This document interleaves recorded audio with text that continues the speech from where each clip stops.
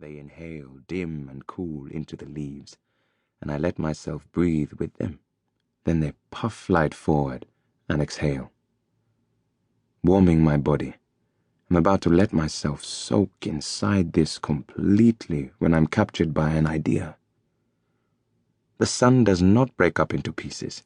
It does not break up into disembodied parts when it falls into trees and things. Each piece of the sun is always a complete little sun. I'm coming back into my arms and legs in the goal mouth, ready to explain the 1,000 suns to Jimmy and Cyril. I'm excited. They will believe me this time. It won't seem stupid when I speak it like it often does.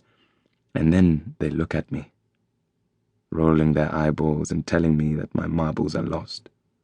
That I can say that again. They are coming close. Jimmy is shouting. Before I fully return to myself, a hole in my ear rips open. The ball hits the center of my face. I fall. Goal! 1,000 suns erupt with wet laughter. Even the radio is laughing. I look up and see them both leaning over me, dripping sweat, arms akimbo. Jimmy rolls his eyes and says, "You've lost your marbles." "I'm thirsty," says Cyril. "Me too," says Jim, and they run. And I want to stand and run with them. My face hurts. Juma, our dog, is licking my face. I lean into his stomach. My nose pushes into his fur. The sun is below the trees, the sky is clear, and I am no longer broken up and distributed. I scramble and jump to my feet. Juma whines like a car winding down. I pump my feet forward, pulling my voice out and throwing it forward to grab hold of their thirst resolution. "Hey!" I shrill. "Even me, I'm thirsty." They don't hear me. They are headed away from the kitchen, and I follow them into the long clumps of uncut grass at the top of the garden, Juma at my heels. As they weave in and out of Baba's tractors, swerve to avoid dog shit, run through shade and fading sun, past little eruptions of termites in Kikuyu grass, and forgotten heaps of farm spare parts piled behind the hedge that separates the main house from the servants' quarters. Then they turn, shouting, "Hi!" to Zablon. The cuckoo is washing dishes outside in his white vest and blue trousers and Lifebuoy soap and charcoal smell. I shout, "Hi!" too, now flowing well into their movements. They stop, then turn to our regular racetrack, down the path from the servants' quarters to the kitchen. I find them there. Juma's nose nudging Jim's leg, and I watch them pour the cool liquid down their throats from glasses, see it spill off the sides of their cheeks. Jimmy has learned to pull the whole glass of water down in one move.